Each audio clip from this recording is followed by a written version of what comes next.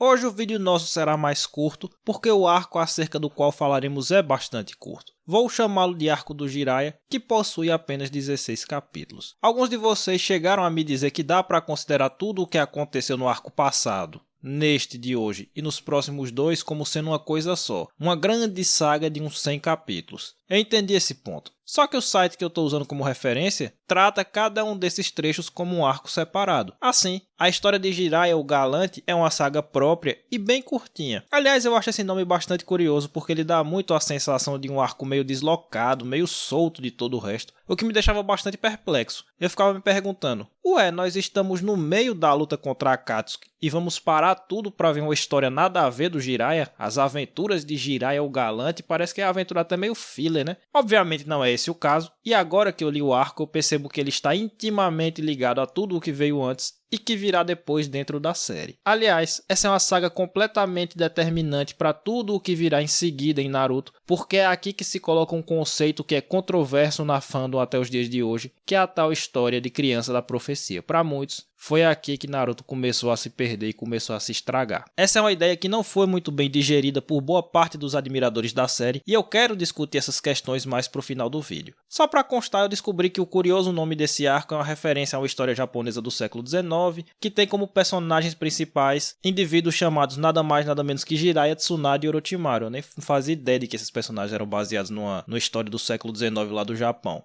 Bom, vocês provavelmente já sabiam disso, mas eu não sabia, então tá aí a menção. É isso aí. Antes de adentrarmos na análise propriamente dita, já deixe aí seu like no nosso bom e velho sistema de confiança. Você deixa o joinha já agora e eu me comprometo a entregar um conteúdo digno desse apoio. Se inscreve também no canal para continuar a receber as nossas análises de mangá toda segunda-feira. E compartilhe a nossa playlist de análises de Naruto para a galera que é fã dessa obra para ajudar o nosso projeto a continuar crescendo. Uma coisa que eu não gosto muito de ficar fazendo nos vídeos aqui do canal é me repetir. Eu sempre tento encontrar coisas diferentes para dizer acerca de cada saga, até para não tornar a experiência de vocês em acompanhar os vídeos aqui muito maçante. Dessa maneira, eu busco compreender cada trecho de cada obra em suas especificidades, explorar o que só aquele arco traz, até para tentar descortinar o que o autor está fazendo. Aqui, porém, eu vou ter que repetir um comentário que fiz nos 2 vídeos passados de análise de Naruto. Novamente, o Kishimoto nos promete uma saga com determinada dinâmica, mas no final das contas nos entrega um arco centrado em torno de uma luta. Foi assim no arco do Hidan, foi assim no arco do Deidara, e é assim novamente hoje. Acho que a última vez na qual o autor se permitiu explorar uma dinâmica diferente do roteiro em Naruto foi justamente no tão elogiado por mim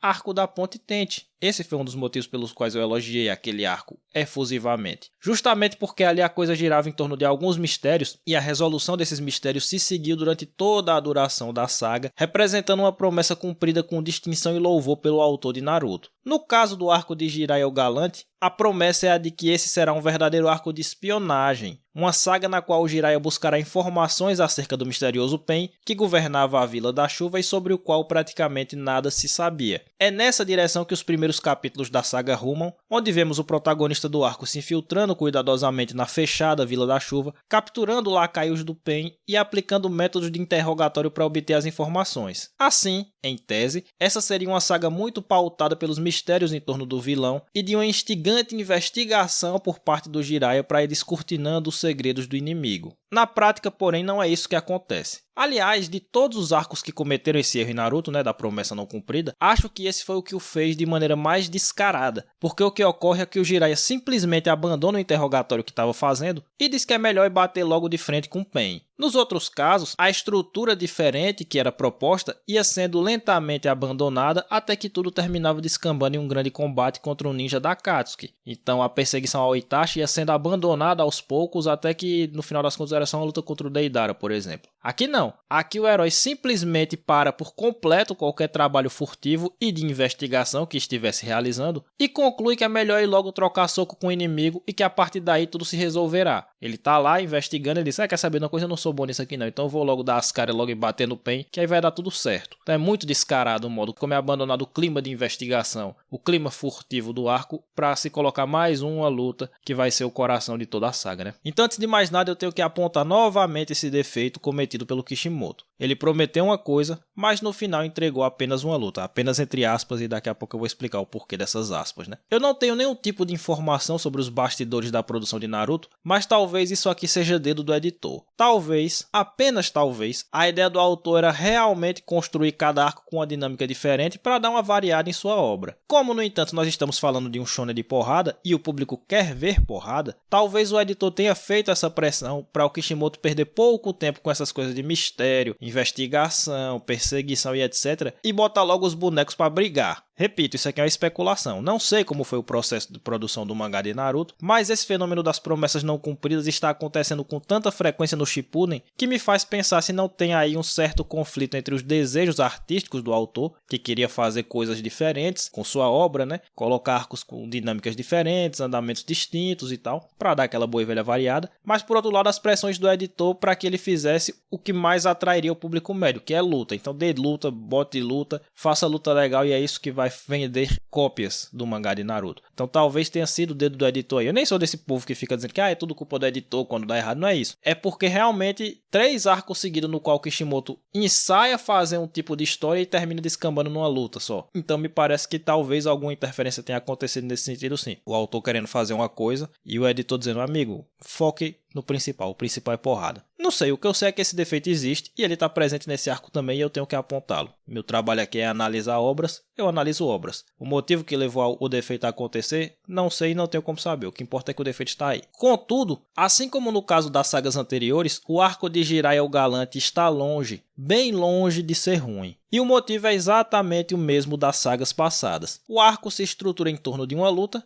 e a luta é muito boa. Conforme eu já falei em outras ocasiões, é muito difícil o Kishimoto errar no que diz respeito aos combates do seu mangá. Então, enquanto a coisa estiver centrada nos combates, ela vai andar bem, porque ele é bom em fazer isso. Então, se o arco é essencialmente uma luta e a luta é boa, o arco é bom. A promessa da proposta era outra, mais do que uma mera luta. Mas a proposta, no final das contas, terminou sendo a luta e a luta é boa. Então, não tenho como dizer que o arco é ruim. Mas que fica um gostinho do que esse arco poderia ter sido e não foi, fica. Enfim, como eu ia dizendo, novamente o combate entre um herói e um ninja da Akatsuki é excelente, o que termina por salvar a experiência da saga como um todo. E para ser perfeitamente justo, no caso do arco do Jiraiya o Galante, nós estamos diante de um trecho da história que faz mais do que ter só uma boa luta. Ou seja, o coração do arco é a luta. Não tem mais investigação, não tem mais nada, é só a luta. Mas esse só é entre aspas, porque a luta faz mais do que ser só a luta. Ao contrário do arco do Deidara, por exemplo, que era uma boa luta, mas é isso, era uma boa luta e só. Não tem muito mais do que isso. Aqui não, aqui nós temos alguns elementos a mais. E nós vamos ver do que é que eu estou falando daqui a pouquinho. Há outros valores nessa saga que hoje nós comentamos, que faz com que ela esteja um degrau acima do arco do Deidara, na qual era só a luta mesmo. É a luta boa, a luta bem escrita, mas é só isso. Aqui não, aqui a luta é boa e bem escrita, mas tem algumas coisas a mais que nós vamos explicar agora. O primeiro dos elementos que vão além da pura e simples luta boa é o fato de que o Kishimoto realmente fez aquilo que ele disse que faria. Quando o Jiraiya abandona o interrogatório que estava fazendo lá no início do arco, ele meio que disse que a melhor forma de buscar as informações que ele desejava era enfrentar o tal do Pain logo de vez. Não adiantava ficar se escondendo, ficar fazendo interrogatório, nem nada. Era melhor enfrentar logo o inimigo, que aí ele ia descobrir o que ele precisava. Assim, o que vemos aqui é que o Kishimoto realmente transferiu essa dinâmica da busca de informações acerca do inimigo para dentro do combate. Então essa luta, além de funcionar perfeitamente enquanto luta, enquanto coreografia e roteiro, ainda tem esse valor adicional de ser salpicada com descobertas por parte do Jiraiya e, consequentemente, por parte do público, acerca de quem é o Pain e das suas verdadeiras habilidades e intenções. Resumindo em outras palavras, a dinâmica dessa luta, o ponto forte dela, é justamente o fato de que o inimigo era misterioso e de poderes desconhecidos. O roteiro desse combate vai sendo desenvolvido progressivamente no sentido de o Jiraiya ir cada vez mais entendendo o tipo de adversário que estava enfrentando e se adaptando a essas novas informações. O resultado é uma luta com um sabor muito próprio e muito gostosa de acompanhar. Então o Kishimoto disse que o personagem ia abandonar a investigação porque a investigação ia ser feita na luta, e é isso que ele faz. Ele bota o leitor e o Jiraiya para ir descobrindo coisas acerca do Pain no meio da luta. Isso torna a luta um pouco diferente do que só coreografia, só roteiro de luta e tal. Tem outro elemento aí, né? O segundo elemento que torna essa saga mais do que apenas um arco com uma boa luta é o fato de que o Jiraiya possuía uma ligação anterior com o Pain. Toda essa ligação entre os dois personagens é que dá o estofo emocional para esse arco construindo um drama muito interessante que ajuda a dar um significado maior para tudo o que ali acontece. Veja você a ironia da coisa. Ao mesmo tempo em que essa luta é pontuada por um enorme mistério sobre quem é o Pain e quais suas verdadeiras habilidades, nós temos o fato de que o Jiraiya conhecia o vilão e sabia mais sobre ele do que se supunha no começo. Parece um paradoxo, mas na verdade não é, dado o caráter muito estranho dos poderes do Pain. Vocês que já leram ou assistiram sabem bem do que eu estou falando, mas as habilidades bizarras do vilão permitem esse efeito que parece contraditório, mas não é. O Jiraiya ao mesmo tempo conhecia o Pain, mas não entendia com total clareza quem ele era e quais seus verdadeiros poderes. Tudo isso torna essa luta e essa saga muito instigantes, porque ficamos querendo desvendar os mistérios acerca do Pain e também entender exatamente qual a sua ligação com o Jiraiya, e isso vai sendo desvelado aos poucos durante o arco. Nesse sentido, essa é uma promessa bem cumprida por parte do Kishimoto, e aí é ponto para ele, né? Ele prometeu que ia ter um mistério em torno do vilão, e esse mistério vai sendo desenvolvido corretamente. E o terceiro elemento que torna essa saga mais grandiosa do que apenas uma luta legal é toda aquela parte da profecia que envolve o Jiraiya, o Nagato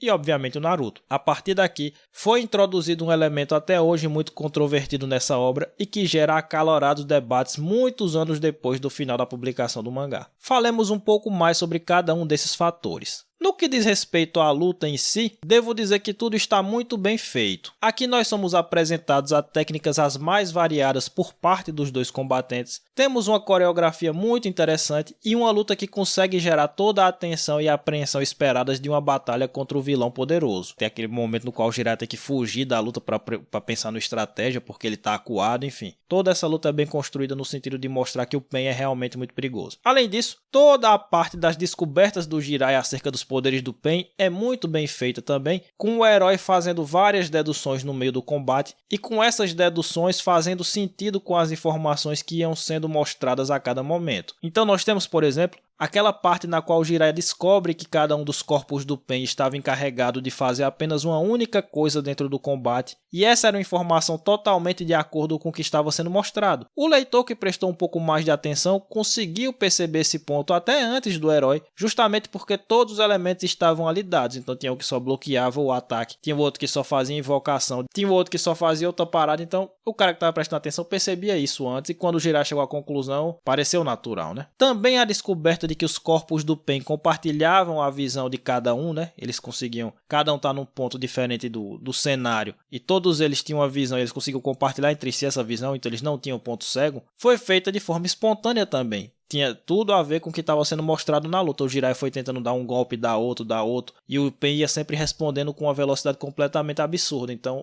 ele foi começando a se questionar, né? O Jiraiya, pô, como é que ele consegue reagir tão de bate pronto aos meus golpes assim? Essa dedução foi feita de maneira natural diante dos fatos ocorridos anteriormente dentro do combate. Além disso, as estratégias boladas pelo Jiraiya para ir contra-atacando o Pain também faziam total sentido naquele contexto. A dedução de que não dava para usar taijutsu e nem ninjutsu contra o vilão, e o plano montado, né, envolvendo aquele genjutsu dos dois sapos, para conseguir destruir os 3 corpos do Pain ao mesmo tempo, foi muito interessante. Resumindo, todo o roteiro desse combate funciona bastante bem, e a dinâmica de desvendar os mistérios sobre o inimigo no meio da luta também é muito sólida, porque houve aqui o cuidado com o modo como as informações foram sendo reveladas, e como o Jiraiya foi reagindo a isso tudo sempre com muita naturalidade. Então a luta é ótima em todos os sentidos e em tudo que se propõe. Aliás, ela também valoriza o personagem do Jiraiya, que é derrotado sim, mas que se mostra um ninja realmente muito poderoso e muito versátil, e muito capaz de ir descobrindo e se adaptando no meio da luta, já que ele teria vencido se o Pain não tivesse outras cartas na manga para surpreender o herói. Quando o Jiraiya entendeu que ele tinha 3 corpos, ele bolou uma estratégia para contra-atacar e teria vencido, só que ele tinha mais do que 3 corpos, né? E aí ele não sabia e aí não teve o que fazer, mas o Jiraiya perdeu, mas saiu muito valorizado dessa luta porque se mostrou um ninja poderosíssimo de fato, enfrentando um inimigo que ele não sabia exatamente como lutava, quais eram as habilidades e tal. Quanto ao elemento do drama nessa saga, que ficou a cargo da ligação do passado do Jiraiya e do Pain, é importante destacar que também isso é trabalhado com eficiência. Naqueles flashbacks, nós ficamos entendendo como os caminhos desses personagens se cruzaram, começamos a compreender o trágico passado no Nagato, que é central para entendermos as suas ações como vilão no presente, e até conseguimos entender a lógica pela qual o Pain se pauta para traçar seus objetivos. É óbvio que ele está errado e tem uma visão completamente deturpada da realidade. Mas o trabalho que é feito para mostrar que experiências ele teve na vida para desenvolver essa visão deturpada é bastante correto. Nesse sentido é que eu digo que dá para entender como um indivíduo que vivenciou o que ele vivenciou terminou desenvolvendo essa visão de mundo que ele tem hoje e terminou buscando alcançar esses objetivos nefastos que ele quer alcançar hoje. Ou seja, o contexto que faz com que o Pain seja o Pain é muito bem colocado aqui e em poucas páginas. Só que o drama do Nagato e do Jiraiya vai adquirindo contornos cada vez mais grandiosos, e esse é o terceiro elemento, pois ele envolve uma profecia feita que abalaria todo o mundo ninja para sempre. A história desses dois personagens é sempre rondada pelo espectro dessa profecia, e esse será o elo de ligação entre eles e o Naruto, que vai gerar frutos só no arco do Pain lá na frente, né? Então algumas coisas estão sendo levantadas aqui para dar a devida recompensa mais à frente. Então o tom do drama desse arco é permeado por essa aura profética, seja de salvação, seja de destruição do mundo inteiro, o que faz com que esse drama adquira uma grandiosidade que supera a mera relação entre o indivíduo Jiraiya e o indivíduo Nagato. Tem muito mais coisa em jogo ali do que a mera relação pessoal deles dois, e tudo isso é bem amarradinho, né? A relação entre eles dois funciona no nível pessoal, mas em torno disso tem uma coisa muito maior, uma trama muito maior que envolve o mundo ninja como um todo. Existe uma coisa meio messiânica ou meio apocalíptica aqui, e isso dá uma coloração toda diferente ao drama desenvolvido nessa saga. Quanto ao Pain em si, eu realmente não sabia que esse personagem tinha esse complexo de Deus e que era dessa forma tratado pelos habitantes da Vila da Chuva. É uma característica muito interessante e que abre várias possibilidades para esse personagem em termos do que pode ser trabalhado em relação a ele nos arcos futuros. Toda essa retórica de ele ser imortal, imparável, um ser que transcendeu as limitações humanas e etc., pode ser bem desenvolvida no arco no qual ele será efetivamente o grande inimigo do Naruto. Então vou ficar atento a isso aí, esse complexo de Deus, como será trabalhado no arco no qual o Pain realmente será o foco, né? O plano dele também é muito instigante, porque ele faz um paralelo bastante óbvio com todos os dilemas gerados pelas bombas atômicas no nosso mundo real. Essa aposta que ele faz no universo de Naruto, de que as armas de destruição em massa, né, que são as Jinchuriki, poderão levar à paz por meio do medo, foi uma aposta que muitos governantes fizeram no nosso mundo real no pós-Segunda Guerra. Aliás, o filme Oppenheimer, que ainda está em cartaz, retrata bem esses dilemas tais quais eles se deram no mundo real, e toda essa situação de incerteza na qual o planeta ficou depois do surgimento da bomba atômica tem paralelos com os temas desse arco de Naruto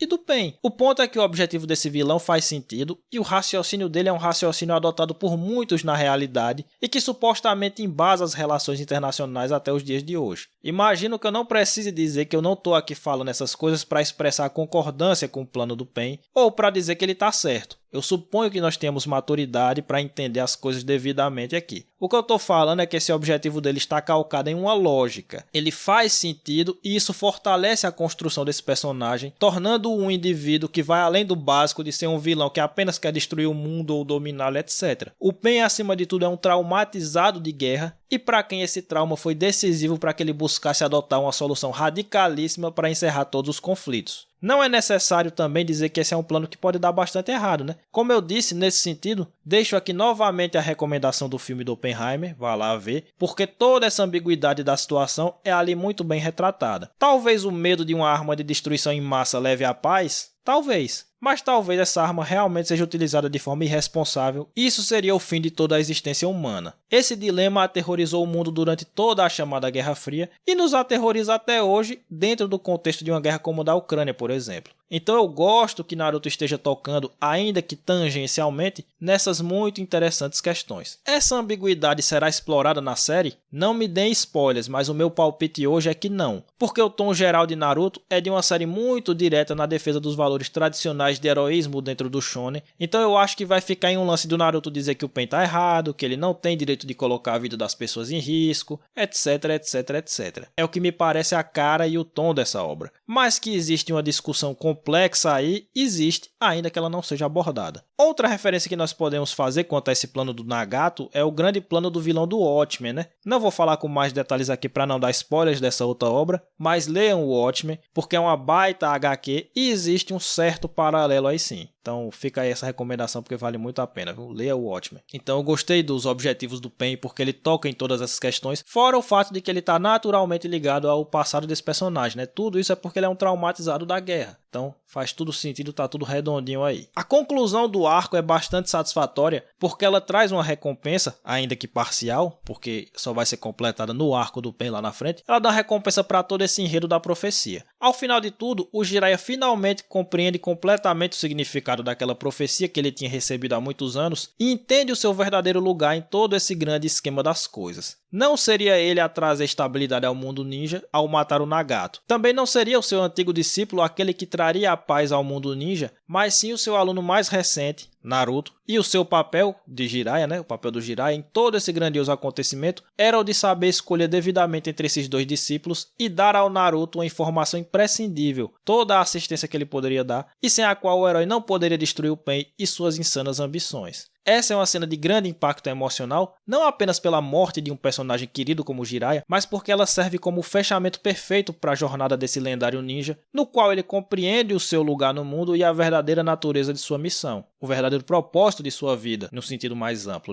Ao compreender tudo isso aos 45 do segundo tempo, ele pôde fechar sua história com grande honra, cumprindo o seu propósito e sendo decisivo para a era de paz que se instalaria no futuro do mundo ninja. Então é tudo muito bom, É uma aula de como retirar um personagem importante da história, matar um personagem querido, mas dando ao leitor a sensação de que ele fez tudo o que tinha para fazer e que sua jornada estava completa. Uma sensação de fechamento que torna tudo muito satisfatório. Então o Jiraiya morreu, é um personagem que todo mundo gosta e tal. Mas ele morreu fazendo tão bem aquilo que ele tinha que fazer, cumprindo tão bem o seu propósito, que isso não fica insatisfatório para o fã. O fã entende que aquele personagem fechou e fez tudo o que ele tinha para fazer, Entende que ele atingiu seus verdadeiros objetivos e morreu realizado. Isso torna a morte, além de bem escrita e bem contextualizada, até que mais aceitável para o fã também não ficar chorando muito. Para encerrarmos por hoje, eu queria falar um pouco com vocês sobre toda essa questão controversa da profecia. Eu já vi muita gente que odeia esse elemento de Naruto e que o critica fortemente. Eu vou tentar separar as coisas aqui para evitar algumas confusões que acontecem no debate dessas questões. O motivo que faz com que muita gente não goste desse enredo da profecia é o fato puro e simples de que essas pessoas não gostam do tropo do escolhido. Esse é um clichê que uma parcela bem grande das pessoas simplesmente abomina, e aí os motivos para isso vão variar de pessoa para pessoa, Mas o fato é que muita gente não gosta da história de profecia, de gente escolhida, etc, etc. É um elemento muito odiado por si mesmo, as pessoas simplesmente não gostam da ideia em si. Aqui, nesse vídeo, nós não podemos cair nisso. Claro que eu respeito o gosto de cada um. Cada pessoa gosta do que gosta e desgosta do que desgosta. Tá tudo certo. Só que quando nós estamos analisando uma obra, esse é um raciocínio que não pode ter lugar. Nenhuma proposta é inválida ou errada por si mesma. Então, se eu estou analisando uma obra, eu não posso tratar uma ideia como sendo errada por si mesma, porque ela não é. Tudo depende de como isso será trabalhado dentro daquela determinada obra. Então, eu não vou criticar a coisa do menino da profecia por questões de gosto pessoal. O fato é que isso está bem desenvolvido dentro do arco. A profecia é mostrada, o modo como o Jiraiya reage a essa profecia, a forma como isso pauta o seu comportamento e o fechamento de todo esse enredo com o ninja compreendendo o significado da mensagem ao final de sua vida e cumprindo seu papel com muita honra, tá tudo lá. Tudo bem colocadinho ali, de forma que esse elemento está bem trabalhado ao longo do arco do ponto de vista de desenvolvimento dramático. Existe um segundo grupo, porém, que odeia a coisa da profecia porque isso supostamente contrariaria a filosofia de Naruto. Dizem essas pessoas que essa obra era a jornada de um indivíduo que não era ninguém e que chegaria ao topo mediante o trabalho duro. A partir do momento em que o Naruto é o menino da profecia, porém, isso tudo se perde porque ele já seria especial desde o início. Nós já discutimos muito esse ponto em vídeos passados, mas cabe aqui relembrar. Essa ideia de que o Naruto não é um ninja comum está estabelecida na obra há muito, mas muito tempo. Essa coisa dele ser um qualquer que chegaria ao topo por meio do trabalho duro é uma leitura pura e simplesmente errada do mangá. Ao longo dos arcos, o Kishimoto foi enfatizando cada vez mais que o protagonista era uma pessoa diferente, em cima da qual muita gente já estava botando esperança de construir um mundo novo e melhor do que aquele que estava colocado. Então não tem essa coisa do Naruto ser um qualquer, dele ser um ninja fraco ou dele ser um indivíduo de pouco valor. Ele era tratado no início da obra como tendo pouco valor, mas ele ser de pouco valor nunca foi uma coisa da obra. Então esse negócio de que o Naruto era um ninguém nunca teve base no mangá de Naruto. Então não me venham com essa coisa de trair filosofia da obra. E tem aquele grupo que não gosta da profecia porque ela supostamente acaba com os méritos do herói em seus feitos. Aqui eu direi apenas duas coisas. Em primeiro lugar, o fato de haver uma profecia não necessariamente acaba com os méritos do Naruto. Isso porque há dois tipos de destino pré-estabelecido. Eu já falei disso no vídeo que eu falei de One Piece, quando eu falei do Joy Boy, né? O destino fatalista é aquele que acontecerá independentemente da vontade dos indivíduos. Esse aqui sim acaba com os méritos individuais, porque as coisas acontecerão da maneira que estão destinadas a acontecer, mesmo que todo mundo tente lutar contra esse destino. Seria como o Naruto está destinado a trazer a paz ao mundo e isso acontecesse mesmo que o Naruto não quisesse. Outra coisa é o determinismo, que é aquela filosofia na qual a profecia vai se concretizar também, porém aqui ela se concretiza mediante a vontade dos indivíduos. Aqui o mérito do herói permanece porque ele ainda quer fazer tudo o que faz e acredita nos valores que defende, e as pessoas que são cativadas por ele são verdadeiramente cativadas por ele. Ou seja, o livre-arbítrio de todos os agentes permanece intacto. O destino vai se cumprir e isso é certo.